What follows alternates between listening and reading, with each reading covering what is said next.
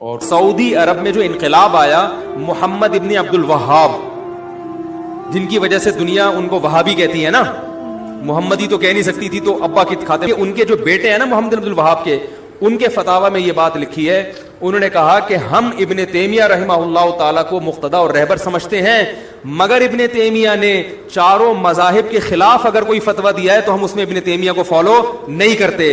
اس میں انہوں نے یہ بات بھی لکھی ہے کہ 3 طلاق کا مسئلہ چونکہ چاروں فقہا کے خلاف ہے ابن تیمیہ کا، اس مسئلے میں ہم نے ابن تیمیہ کی رائے کو مسترد کر دیا ہے۔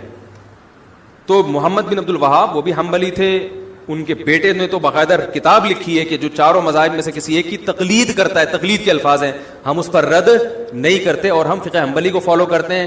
ابن تیمیہ رحمہ اللہ کو عرب لوگ بہت زیادہ مانتے ہیں، تو انہوں نے کہا ہم ابن تیمیہ کے فالوورز ہیں، لیکن ابن تیمیہ رحمہ اللہ نے چاروں فقہ کے خلاف اگر کوئی بات کی ہے تو ہم اس میں ابن تیمیہ کے قول کو رد کر دیتے ہیں۔ پھر انہوں نے 3 طلاق کی مثال بھی دی ہے۔ انہوں نے سمجھ رہے ہیں کہ نہیں سمجھ رہے؟ یہ ہے۔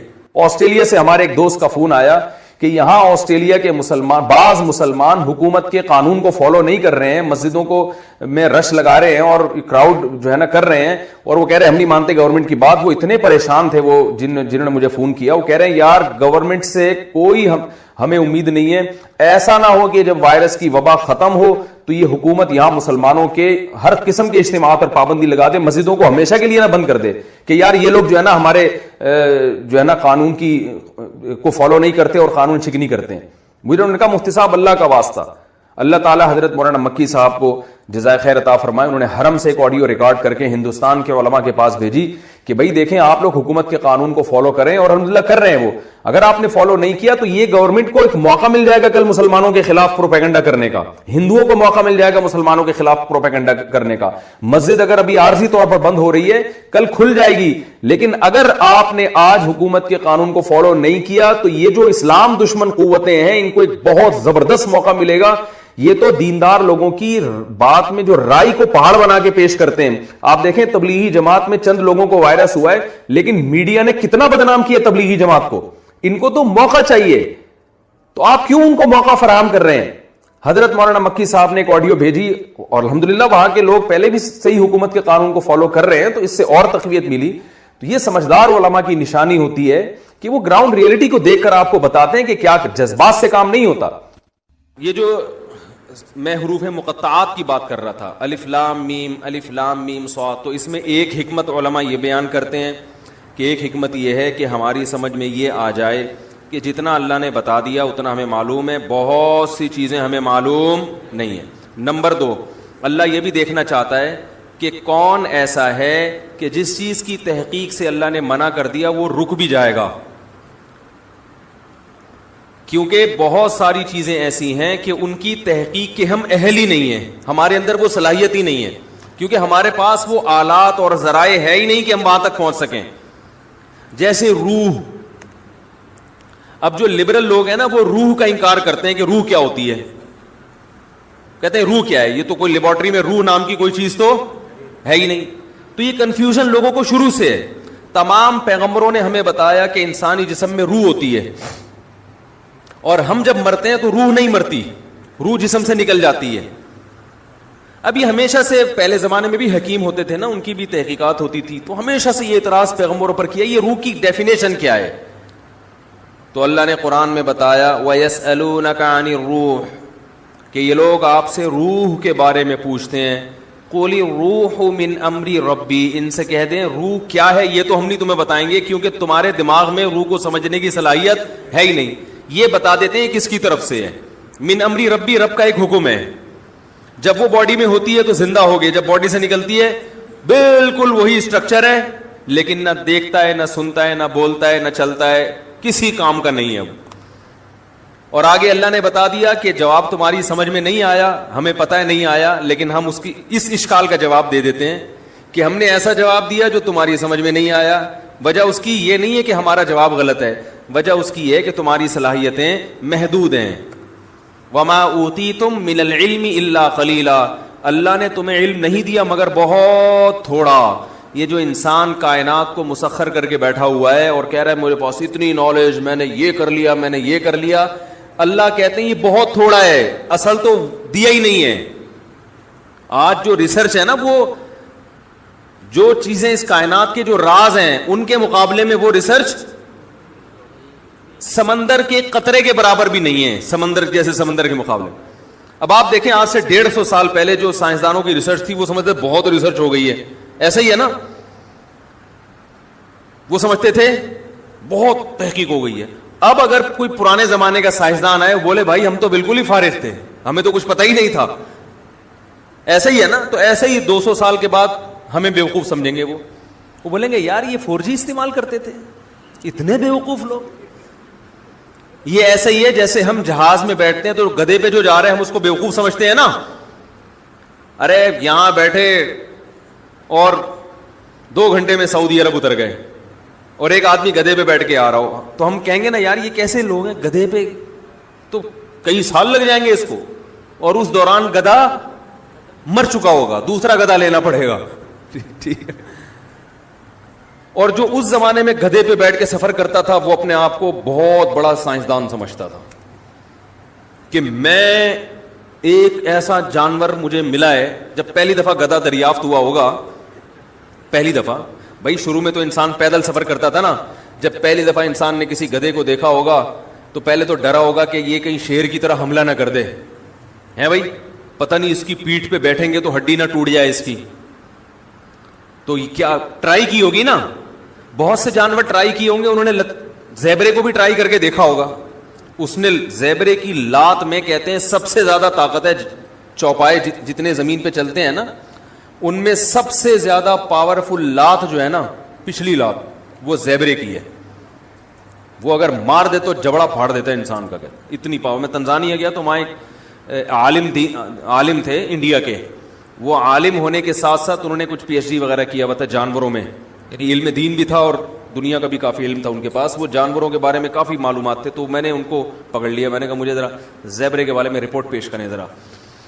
تو انہوں نے زیبرے کے بارے میں عجیب عجیب باتیں بتائیں. اس میں ایک یہ بات بھی کہ اس کی جو پچھلی لات ہے نا, یعنی یہ اگر شکار بھی آپ نے کیا, گن سے اس کو مارا ہے, قریب گئے ذبح کرنے کے لیے, تو لات سے دور رہے آپ. یہ لات ایسی مارتا ہے کہ پھر زیبرا کھڑا ہوا ہوگا, آپ لیٹے ہوئے ہوگے. لوگ آپ کو حلال کرنے کا سوچ رہے ہوں گے, بھائی اب یہ بچنا تو ہے نہیں تو کھال کسی کام آ جائے. خیر, تو کیا بات کر رہا تھا یار, میں باتیں ادھر ادھر بہت ہیں. ہاں, گدھا جب دریافت ہوا ہوگا فرسٹ ٹائم تو اس کے بارے میں بھی تو لوگوں نے, یہ بھی تو ایک ریسرچ تھی نا, تحقیق تھی کہ یار یہ سواری کے قابل ہے یا نہیں, اس سے ہم کیا کام لے سکتے ہیں. تو گدھے کے علاوہ بھی کچھ جانوروں کو ٹرائی کیا ہوگا, وہ تجربہ ناکام ہوا ہوگا, کچھ اس میں زخمی ہو گئے, تو گدھے کا تجربہ کیا ہو گیا, کامیاب. تو اس زمانے میں جو گدھے پہ سوار ہوتا تھا وہ اپنے آپ کو ترقی یافتہ سمجھتا تھا. میں نے ایک تحقیق, پہیا جب ایجاد ہوا ہوگا تو اس سائنسدان نے اپنے آپ کو سمجھا ہوگا بہت بڑی چیز ایجاد کر لی. تو بالکل اسی طرح آج سے 200 سال کے بعد ہم جو 4G استعمال کر رہے ہیں, کچھ دیکھ رہے ہوتے ہیں, بفرنگ شروع ہو جاتی ہے, تو وہ ہمیں گدھے اور گھوڑے کے دور کا انسان سمجھیں گے 200 سال بعد والے, اور ہم سمجھنے کہ ہم پتہ نہیں کہاں پہنچ چکے ہیں. تو اللہ نے قرآن میں ارشاد فرمایا کہ تمہیں جو علم دیا گیا ہے وہ بہت تھوڑا ہے, بہت تھوڑا. تو جب بہت سی باتیں تمہیں معلوم نہیں ہے, جن کی حقیقت تمہیں معلوم نہیں ہے, تو اگر روح کی حقیقت بھی تمہیں معلوم نہیں ہے تو یہ کوئی اتنی پریشان ہونے کی چیز نہیں ہے, اور یہ اسلام پہ اعتراض کرنے کی چیز نہیں ہے. کیونکہ زندگی کیا ہے اس کو تو تم خود بھی ڈیفائن نہیں کر سکتے. سائنسدان زندگی کو اب تک ڈیفائن نہیں کر سکے, حیات ہے کیا وہ خود نہیں ڈیفائن کر سکے. یہ کیا ہے کہ ہم دیکھتے ہیں, سنتے ہیں, خود سے دیکھ رہے ہیں, خود سے سن رہے ہیں, بول رہے ہیں, یہ کیا ہوتا ہے, یہ خود بھی پوری طرح, کچھ تو تعریفیں ہیں لیکن پوری طرح نہیں ڈیفائن کر سکے اب تک. تو ہمیں شریعت نے بتایا کہ ایک روح ہے جو ہلکی ہے, جس کا جسم نہیں ہے, وہ باقاعدہ باڈی سے نکلتی ہے. روح کی بات چل رہی تھی, روح کی. تو اسی طرح روح کی حقیقت کیا ہے یہ ہمیں معلوم نہیں ہے, لیکن ایک ہے, اس کا جسم نہیں ہے, وہ ہلکی چیز ہے, وہ سیکنڈوں میں سفر کرتی ہے. وہ تو وہ ہمارے جسم سے نکلتی ہے. نیک لوگوں کی روحیں فرشتے نکالتے ہیں, برے لوگوں کی روحیں وہ عذاب والے فرشتے نکالتے ہیں. والنازعات غرقا والناشطات نشطا والسابحات سبحا. قرآن میں ہے نا قسم ان فرشتوں کی جو روح کو سختی کے ساتھ نکالتے ہیں. والناشطات نشطا, قسم ان فرشتوں کی جو روح اور جسم کا بندھن صرف کھولتے ہیں. یعنی روح تو نکلنے کے لیے تیار ہوتی ہے. جب وہ آخرت کی چیزیں دیکھتا ہے نا انسان مرتے ہوئے, اور جنت کی اور وہ نعمتیں اس کو نظر آتی ہیں, تو روح تڑپتی ہے کہ میں اس جسم سے آزاد ہو جاؤں, لیکن آزاد ہو نہیں ہوتی. فرشتے صرف اس روح اور باڈی کا جو ایک گرہ ہے اس کو کیا کرتے ہیں, کھول دیتے ہیں, اور وہ آزاد ہو جاتی ہے, خوش ہوتی ہے.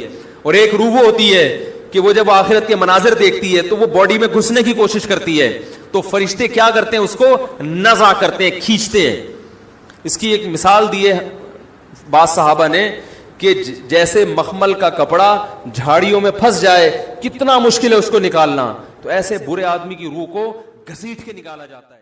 جب اللہ نے اس کائنات کو بنایا, دیکھو جب بھی کوئی نیا ملک بنتا ہے تو ایک قانون بنتا ہے نا, دستور بنتا ہے, آئین بنتا ہے. کیا خیال ہے, کیا ہو گیا بھائی, ایسا ہوتا ہے کہ نہیں ہوتا؟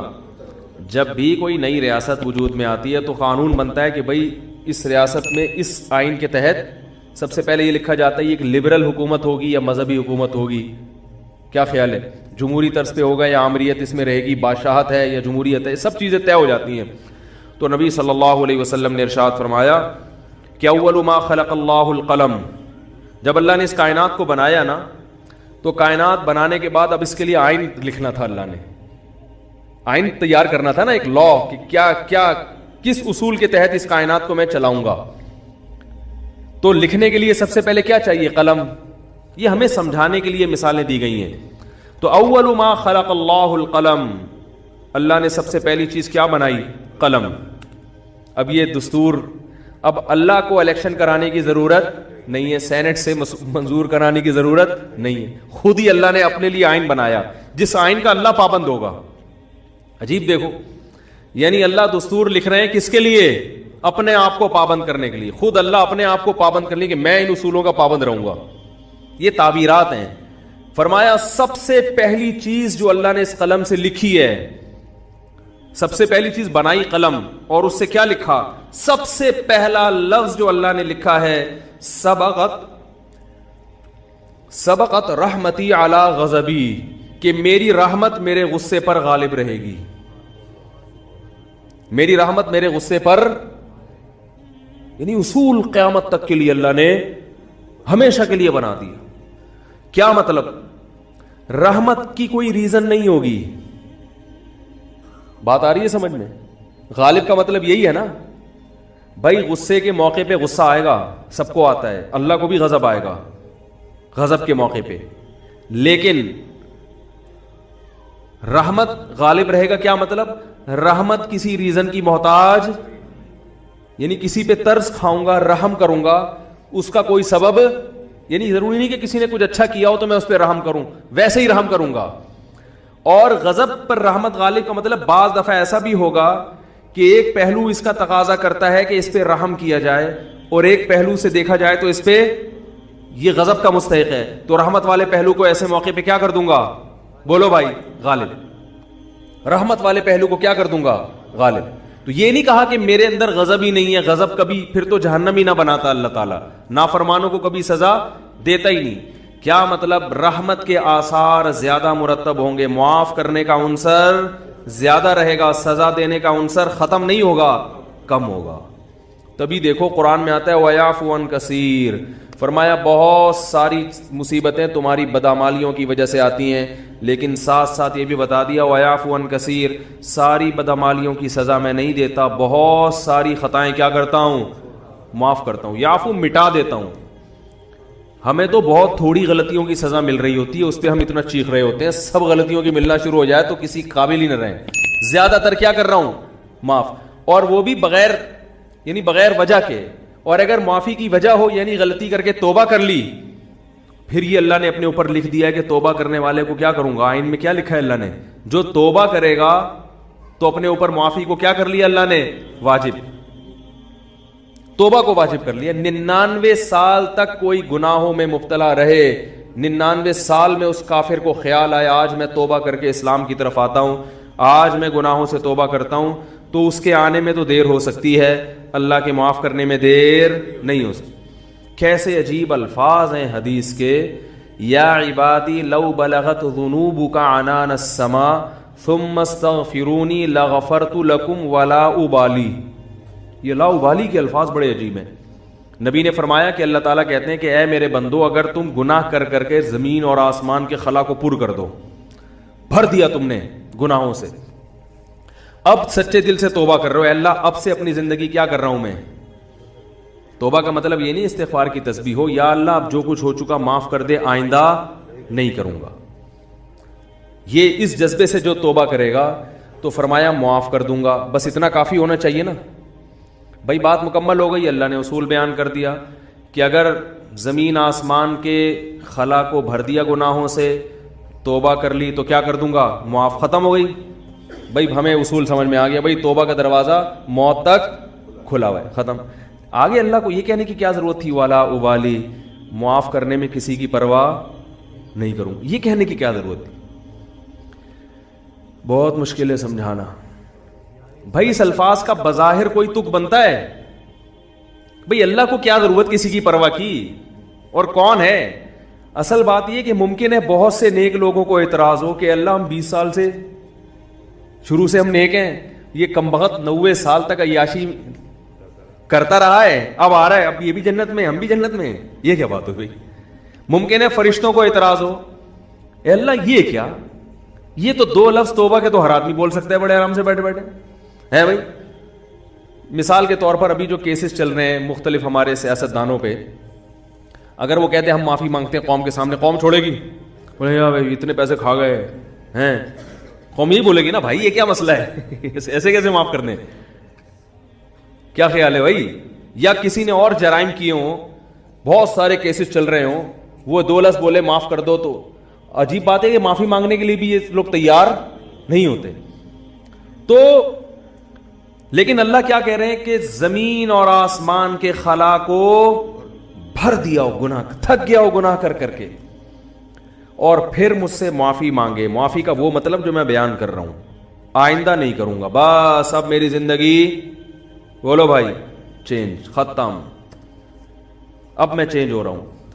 تو اللہ فرماتے ہیں اصول کیا ہے, معاف کروں گا اور کسی کی پرواہ, کسی مولوی کی پرواہ نہیں. مولوی بولیں گے, مولوی صاحب بولیں گے اللہ ہم بچپن سے نماز پڑھتے آ رہے ہیں, یہ بھی کم وقت ابھی آیا ہے وہی اس کو بھی تو معاف کر رہا ہے. وہ اتنے لوگوں کو اس نے قتل کر دیا, یہ 99 انسانوں کے قاتل نے توبہ کی تھی نا, اور وہ مقتول کہہ سکتے ہیں اللہ ہمیں تو مروا دیا صحیح ہے نا, اس نے ہمیں مار دیا سب کو. 100 راہب کہے گا کہ میں نے اس کو بولا تھا کہ توبہ نہیں ہو سکتی, سینچری پوری کر کے اس نے مجھے بھی قتل کر دیا. وہ حدیث میں واقعہ آتا ہے نا, لیکن 99 انسانوں کو ایک شخص نے قتل کیا, تو ایک راہب کے پاس گیا, ایک بزرگ کے پاس گیا, کہنے لگا میں نے 99 کو قتل کیا, کیا میری توبہ قبول ہو سکتی ہے؟ اس نے کہا نہیں ہو سکتی. اس نے کہا چلو پھر سینچری پوری کرو یار, 99 کا تو کوئی حساب بنتا ہی نہیں ہے, جب جانا ہی جہنم میں ہے تو کچھ کر کے تو جاؤ نا. راہب کو بھی مار دیا ٹھیک ہے نا, 100 آدمی قتل کر دیے. پھر کسی عالم کے پاس گیا, بھئی میں نے 100 انسانوں کا قتل کیا, کیا میری توبہ قبول ہو سکتی ہے؟ اس عالم نے کہا کیوں نہیں ہو سکتی بھائی, اللہ سے معافی مانگ رہے ہو, اللہ معاف کرنے والا ہے, توبہ کرو. وہ عالم تھے نا, علم تھا ان کے پاس, ان کو پتا تھا کہ اگر میں نے بول دیا تو 101 ہو جائیں گے کیا ہو جائیں گے, 101 ہو جائیں گے. اور یہ بھی اللہ سے بھی ڈر تھا ان کو. تو فرمایا اللہ ابالی, اللہ کہتے ہیں مجھے کسی کی پرواہ نہیں ہے, کیونکہ یغفر لمن یشاء, میں کوئی جمہوری طرز کا حاکم نہیں ہوں کہ الیکشن سے مجھے سلیکٹ کیا ہو, مجھے مخلوق کے سامنے جواب دینا ہو کہ بھائی کیوں. اصل میں اس کی وجہ یہ تھی کہ دیکھو نا ایکچولی اگر ہم اس طرح سے معافی کا آپشن نہ رکھیں تو پھر تو کوئی توبہ کرے گا ہی نہیں, اس لیے ایکچولی اس میں نہ اللہ فرماتے ہیں مجھے اس کی ضرورت نہیں ہے, میں خدا ہوں, تمہارے مشورے سے میں خدا نہیں بنا, ٹھیک ہے نا. تو میں نے شروع میں لکھ دیا تھا کہ میری رحمت میرے غصے پہ غالب. یہ تمہاری اسمبلی نہیں ہے کہ ہر تھوڑے دن میں آئین چینج ہو رہا ہے. 73 کے آئین کے تناظر میں کچھ اور تھا اور 75 کے آئین کے تناظر میں, تو یہ اسمبلی تھوڑی ہے. میں نے شروع میں یہ بات لکھ دی تھی میری رحمت میرے غصے پہ غالب. تو جب تک یہ قتل کر رہا تھا میرا غصہ تھا, اب چونکہ میری طرف آ رہا ہے تو رحمت و غصے کو کچل کے فنا کر دے گی, رحمت غالب آئے گی, کیونکہ یہ لکھ دیا ہے میں نے آئین میں. سب سے پہلے میں نے قلم بنا کے جو چیز سب سے پہلے لکھی تھی, جو سب سے پہلے منظور ہوا قانون, اسی کو میں اگر خلاف ورزی شروع کر دوں تو یہ کیسی بات ہوئی. تو لا ابالی, کسی کی پرواہ نہیں کروں. تو لیکن یاد رکھو توبہ کا دروازہ تو کھلا ہوا ہے، لیکن توبہ کی توفیق بسا اوقات سلب ہو جاتی ہے گناہ کر کر کے. توبہ میں تاخیر نہ کیا کرو اس چکر میں کہ ہم بھی جب 99 کے ہو جائیں گے تو ہم بھی توبہ کر لیں گے، کیونکہ 99 تک پہنچنے کا یقین نہیں ہے، کچھ پتہ نہیں کب موت آ جائے. اور دوسری بات یہ کہ ضروری نہیں کہ ہمیشہ توبہ کا جذبہ بھی پیدا ہو. ابھی اگر جذبہ ہے، یہ جذبہ ضروری نہیں کہ برقرار رہے. لوگ ایمان کے ڈاکے دار بیٹھے ہوئے ہیں جو آپ کا ایمان سلب کر لیں گے، آپ کو توبہ کی اہمیت ہی دل سے ختم ہو جائے گی. بعض دفعہ دل گناہوں میں اتنا مست ہو جاتا ہے کہ انسان توبہ کا تصور ہی. تبھی بوڑھوں میں توبہ کا ریشو کم ہوتا ہے، جوانوں میں زیادہ ہوتا ہے. یقین نہ آئے تو دیکھ لو سروے کر کے، بوڑھے لوگ اسلام کم قبول کرتے ہیں، جوانوں میں اسلام قبول کرنے کا ریشو زیادہ ہے. حالانکہ جوانی میں جو غیر مسلم اسلام لا رہا ہے اس کی عیاشیاں چھوٹ رہی ہیں. کیا خیال ہے؟ بوڑھے کے لیے تو اسلام آسان ہے نا بھائی. جو کفر کی حالت میں آپ نے عیاشیاں کی، بڑھاپے میں تو اب وہ عیاشیاں نہیں ہو سکتی. اب اسلام لانے میں کیا جا رہا ہے؟ صرف کلمہ پڑھو، پھر بھی نہیں پڑھتے ہو. بڑھاپے میں اسلام لانا آسان ہے مگر اسلام لانے کا ریشو کم ہے. اس سے پتہ چلتا ہے دیکھنے میں آسان ہے، حقیقت میں آسان نہیں ہے، کیونکہ قوت فیصلہ ختم ہو جاتی ہے. جوانی میں عیاشی آسان ہے مگر توبہ بھی بظاہر مشکل ہے، مگر حقیقت میں کیا ہے؟ آسان. اس کی ایک سائنٹیفک لاجک بھی ہے. وہ لاجک یہ ہے کہ انسان جب جوان ہوتا ہے تو گناہ کی طرف جیسے اس کی رغبت بہت زیادہ ہوتی ہے، اس کی بریکیں بھی اسی حساب سے مضبوط ہوتی ہیں. دیکھو نئی گاڑی کا ایکسیلیٹر جیسے تیز ہوگا نا، بریکیں بھی کیا ہوں گی؟ کیا ہو گیا بھائی؟ نئی گاڑی کا ایکسیلیٹر ایسا ہوتا ہے کہ ادھر اشارہ کیا، پاؤں رکھا اور زوں کر کے بھاگی تو بریک بھی ذرا سی آپ اشارہ چاہیے بریک کو، ایک دم ٹھا کر کے رکے گی. کیا خیال ہے؟ الٹ جائے گی مگر چلے گی نہیں آگے. اعصاب مضبوط ہوتے ہیں انسان کے جوانی میں. جیسے رغبت ہو رہی ہے نا گناہ کی طرف، تو اگر وہ برداشت کر کے بچنا چاہے گا ایسے ہی بریکیں بھی کیا ہوں گی؟ بولو بھائی، مضبوط. اور پرانی گاڑی میں کیا ہوتا ہے؟ پورا ایکسیلیٹر پہ پاؤں رکھ کے کھڑے ہو جاؤ، پھر وہ ڈک ڈک ڈک کر کے چلے گی آگے. جس طرف آپ جانا چاہ رہے ہو ادھر جائے گی. سوچے گی پہلے جانا ہے کہ نہیں جانا ہے بھائی. جائے گی، ٹک ٹک ٹک ٹک ٹک آواز آئے گی. شور زیادہ مچائے گی، کام کم کرے گی. شور بہت مچائے گی، ہاں ہاں آوازیں آ رہی ہیں، آدمی کہے گا پتہ نہیں شاید میں نائٹ رائڈر میں بیٹھا ہوا ہوں. پھر وہ اتنی آرام سے پک اپ پکڑے گی. پھر جب آپ نے بریک لگائی 5-10 کو بھیڑتے ہوئے 25-30 تو بندے مارے گی آگے جا کے. میں نے ایک دفعہ پرانی گاڑی خریدی تو مجھے پہلے تجربہ نہیں تھا کہ کس طرح سے ٹوپیاں کرائی جاتی ہیں، تو وہ میں نے کہا چلو ہاتھ صاف کرنے کے لیے اچھی ہے. تو میں جب وہ ڈرائیور جو بیچ رہے تھے نا گاڑی، ان کے ساتھ سائڈ پہ بیٹھا. اچھا میں گاڑی چلانے کے لیے بیٹھا، میں نے کہا چیک کروں، تو ایکسیلیٹر کا یہی حال تھا جو میں نے آپ کو بتایا. انہوں نے زمین آسمان کے قلابے ملا دیے گاڑی کی تعریف. یہ گاڑی 78 کروڑا ہے، 78 کروڑا جو ہے نا، ساری ٹیکسیوں میں یہی چل رہی ہے. 78 کروڑا نام تھا بھائی 78 کروڑا کا. ہم نے کہا چلو یار میں 75 کا ہوں تو 78 کی پھر بھی ہم سے تو نہیں ہے. تو ہم نے کہا ہاتھ صاف کرنے کے لیے اچھی ہے. اب ہم جب بیٹھے تو اس میں عجیب عجیب چیزیں آ رہی ہیں. تو میں نے سب سے زیادہ جب مجھے دھچکا لگا نا، بریک لگائی تو نہیں لگی. تو انہوں نے کہا اس کی بریک 3-4 دفعہ لگائیں گے تو لگے گی. 3-4 دفعہ لگائیں گے تو لگے گی. میں نے کہا کوئی بندہ سامنے آ گیا تو یہ گاڑی میں لکھ کے لگاؤں میں آگے کہ تیسری دفعہ میں لگے گی. بھائی آپ اتنا فاصلہ گاڑی سے رکھیں کہ تیسری دفعہ میں آپ یعنی ٹکر ہوئی تو آپ کی ذمہ. میں نے کہا آگے اس پہ کیا لگا دو، بورڈ لگا دو کہ بھائی یہ تیسری دفعہ میں لگے گی. میں نے کہا لے پکڑ بھائی اپنی گاڑی، یہ 78 ہم 75 کے اس سے اچھے ہیں، اللہ کا شکر ہے. کیا خیال ہے؟ ہم 75 کے اس سے اللہ کا، ہماری پھر بھی پہلی دفعہ میں لگ جاتی ہے بریک. تو انسان کی عمر، مقصد بوڑھوں کا مذاق اڑانا ہرگز نہیں ہے، لیکن ایک حقیقت ہے کہ جب انسان کی عمر زیادہ ہوتی ہے تو اس کی میں اندر خواہشات تو کم ہوتی ہیں، لیکن اگر کسی طرف اس کا دل مائل ہو گیا تو بریک نہیں لگے. اس میں اعصابی قوت نہیں ہوتی، وہ روک نہیں پائے گا اپنے آپ کو. اسی وجہ سے وہ اگر بدنظری جوانی میں نہیں چھوٹی تو بڑھاپے میں نہیں چھوٹتی. جوانی میں آپ کنجوس تھے تو بڑھاپے میں سخی نہیں ہو سکتے، یہ دماغ میں رکھو، ٹھیک ہے نا. جوانی میں آپ نے اچھے کام نہیں کیے تو بڑھاپے میں اب تیر نہیں مارو گے. یہ جو بوڑھے ہمیں مسجدوں میں نظر آتے ہیں یا اچھے کام کرتے ہوئے، یہ وہ ہوتے ہیں جنہوں نے جوانی اچھی گزاری ہوتی ہے. بڑھاپے میں فلمیں دیکھنے کا شوق بڑھتا ہے. یاد رکھو بوڑھوں میں جو انٹرنیٹ پر بیہودہ فلمیں دیکھنے کا رجحان ہے وہ زیادہ ہے ان بوڑھوں میں جن کو جوانی میں یہ چسکے لگ چکے تھے. حالانکہ ان کو وہ لذت نہیں آتی، وہ مزہ نہیں آتا، مگر ان سے برداشت نہیں ہوتا. جس نے جوانی میں کنٹرول کر کے چھوڑ دی بڑھاپا اچھا گزرے گا اس کا. تو بریک جو ہے نا، جیسے آپ کا ایکسیلیٹر تیز ہے تو بریکیں بھی ابھی کیا ہیں؟ مضبوط ہیں. تو یاد رکھو اسی طرح غیر مسلم وہ اس کو عیاشی نظر آتی ہے کفر میں، لیکن اسلام لانے والے بھی کیا ہوتے ہیں؟ جوانی ہوتے ہیں زیادہ تر. جوانوں کو عیاشی بھی، لیکن وہ چھوڑ دیتے ہیں، برداشت کرتے ہیں سب. بڑھاپے میں اسلام بہت آسان ہے، مگر بوڑھوں میں اسلام کا ریشو ختم تو نہیں ہے لیکن بہت کم ہے. وہ نہیں آتے، وہ کہتے ہیں چھوڑو یار ایک زندگی گزارنے بس. حالانکہ ان کو پتا ہے کہ ہم غلط مذہب پہ تھے. کیا جا رہا ہے کلمہ پڑھنے میں بھائی؟ اب آپ کو تو اب ساری زندگی نماز کبھی نہیں، ہم کہیں گے حج بھی اب اس بڑھاپے میں فرض نہیں ہوگا. کچھ بھی نہیں کرنا ہے، ایک کلمہ پڑھنا ہے، 5 ٹائم نمازیں شروع کر دینی ہے. رمضان کے روزوں میں بھی رعایت ہو گئی ہے کہ جو بہت زیادہ بوڑھا ہو وہ فدیہ بھی دے سکتا ہے. کچھ بھی نہیں کرنا، کلمہ پڑھنا ہے اور اسی گھر میں رہ لو.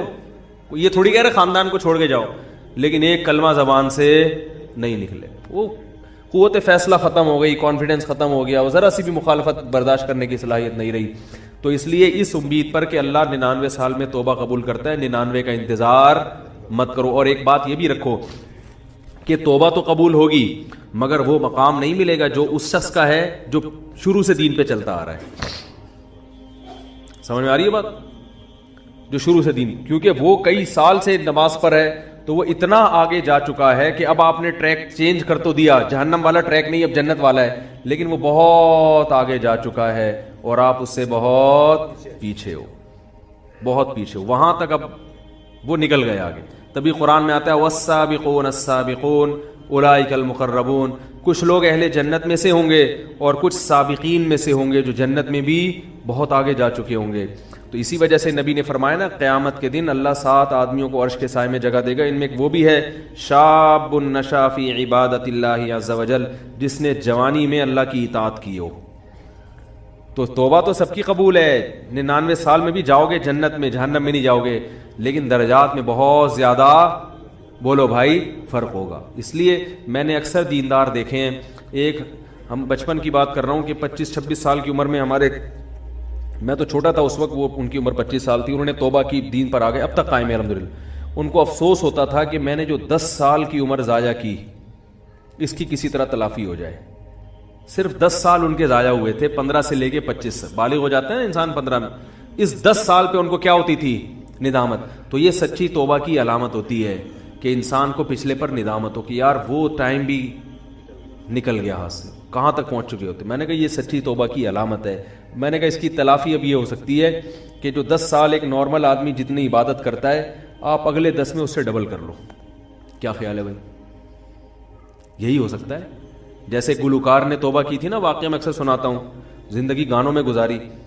تو ہمارے حضرت کے پاس آئے تھے، ان کا انتقال ہو گیا، تو انہوں نے حضرت سے کہا کہ میں نے زندگی گانوں میں گزاری، گانے گاتا رہا میں، اچھی آواز تھی میری، تو اب مجھے خیال ہوا کہ توبہ تو اللہ نے قبول کر لی، اب جنت کے ٹریک پر تو انشاءاللہ چل پڑے، لیکن پچھلی کی تلافی بھی ہونی چاہیے.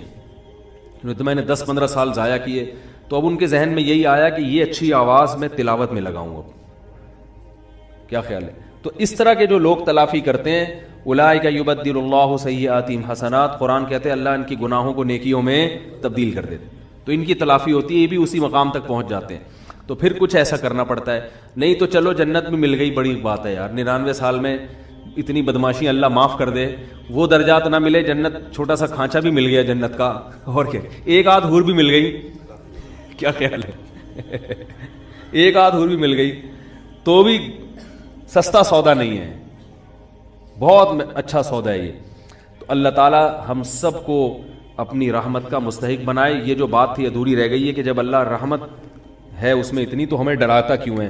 تو اصل میں اللہ اپنے آپ سے نہیں ڈراتا، اپنی نافرمانی سے ڈراتا ہے کہ جو اتنا رحیم ہے، اتنا کریم ہے، وہ معاف کرے گا، لیکن ہر چیز کی ایک لمٹ ہوتی ہے. اس لمٹ سے آگے کراس کرو گے تو پھر اس کا غضب جوش، کیونکہ غضب ختم نہیں ہوا ہے اس میں.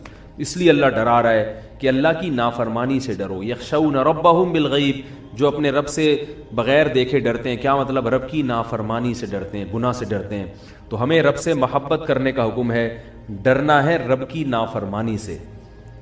سمجھے؟ یعنی اللہ نافرمانی پہ سزا دیتا ہے, تو رب سے تو محبت کی جاتی ہے, اللہ کے قرب حاصل کیا جاتا ہے. تبھی اہل اللہ کو نمازوں میں مزہ آتا ہے, کیونکہ وہ اللہ سے قریب ہو جاتے ہیں نا نماز میں, تلاوت میں مزہ آتا ہے ان کو. تو ہمیں اللہ سے محبت کا حکم ہے, لیکن ڈرنا وہاں ہے جہاں اللہ کی نافرمانی ہو رہی ہے. اللہ تعالیٰ سے دعا ہے اللہ تعالیٰ سمجھنے کی عمل کی توفیق عطا فرمائے.